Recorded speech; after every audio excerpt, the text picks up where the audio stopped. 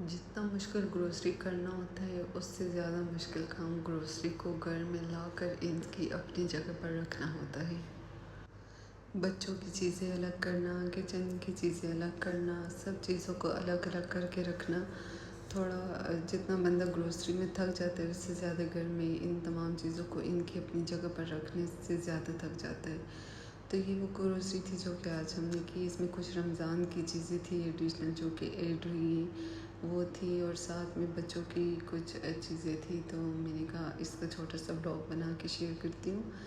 तो ये सारी चीज़ें जो हैं आज हमने ग्रोसरी में ख़रीदी है। इसमें कुछ फ्रूट्स हैं, कुछ बिस्किट्स हैं, बच्चों के दूध हैं, डायपर है, कुछ किचन की चीज़ें हैं, कुछ ग्रोसरी में क्रोकरी का सामान है।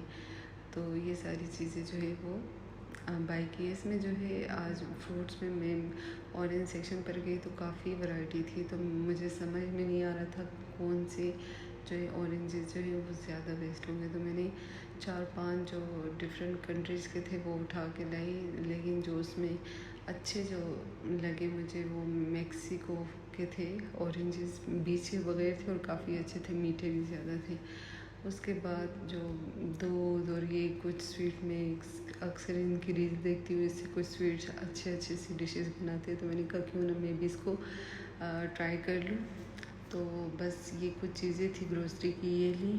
और बाकी जो है वो रमज़ान की कुछ तैयारियाँ करनी थी, तो उसके लिए मैंने कहा रेडीमेड जो तैयार पराठे हैं इसको ले लिए जाए। तो इसमें बहुत वैरायटी होती है यहाँ पर अबू धाबी में। तुम्हें बहुत ज़्यादा पराठे जो है वो डिफरेंट ब्रांड्स के लगे होते हैं, लेकिन सबसे बेस्ट पराठा जो है वो मलबार पराठा है। इसके पराठे बहुत ज़्यादा क्रिस्पी और बहुत ज़्यादा मज़े के होते हैं, आप लोग भी बाय कर सकते हैं। और बाज़ औक़ात सहरी देर हो जाती है सहरी बनाने में, या देर से आँख खुलती है, तो बस इसको जल्दी से बना के आप इजीली जो है वो सहरी कर लेते हैं। तो इस वजह से मैं ये भी ले आई थी, 2-3 पैक ऑफ़र में लगे हुए थे तो उठा लिए। इसके अलावा जो है बाकी भी चीज़ें जो थी वो ग्रोसरी की वो साथ साथ जो है वो समेटती गई।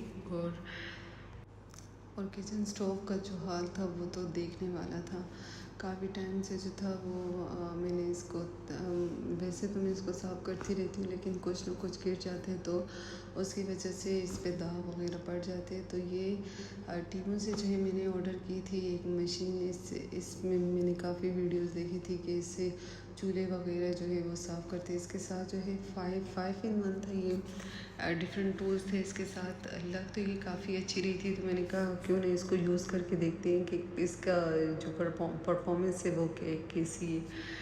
तो बस मैंने कहा ग्रोसरी समेटने के बाद चलो इसकी भी थोड़ी सी जो है वो देख लेते हैं। काफ़ी गंदा हुआ था, तो मैंने कहा इसको पहले साफ़ कर देती हूँ, आज इसके साथ ट्राई करती हूँ। अच्छा, कहीं पर पढ़ा था साथ में आपसे एक बात शेयर कर लूँ। कहीं पर पढ़ा था कि a woman glow does not come from makeup, it come from peace, boundaries and to entertain energy that drain her. क्यों के लिए अकेला रहना ठीक है, खामोश फ़ोन ठीक है, खुद को महफूज रखने के लिए हुदूद कायम करना ठीक है, हमेशा दस्तयाब रहना कोई कामयाबी नहीं, हर तवज्जो कबूल करना कोई फ़र्ज़ नहीं, अपने मयार बुलंद करना खुद गर्जी नहीं, खुद शनासी है, अपनी तवानाई बचाना कमज़ोरी नहीं, ये समझदारी है।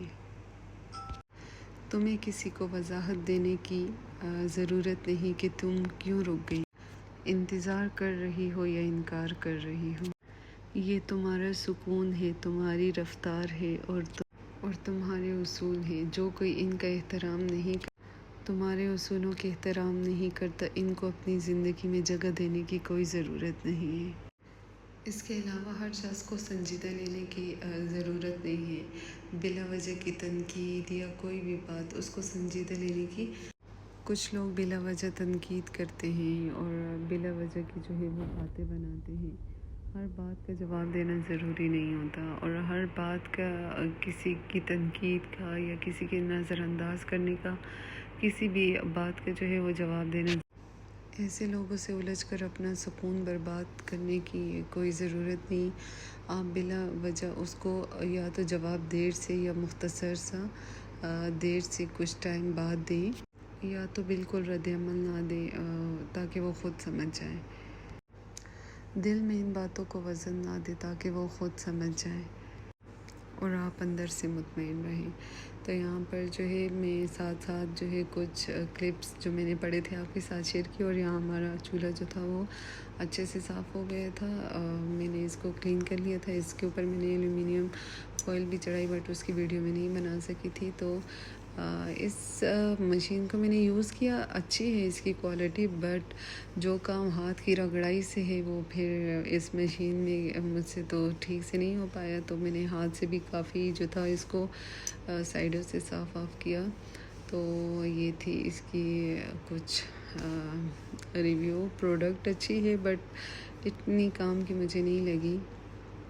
बहरहाल आप अगर यूज़ करना चाहो तो यूज़ कर सकते हो।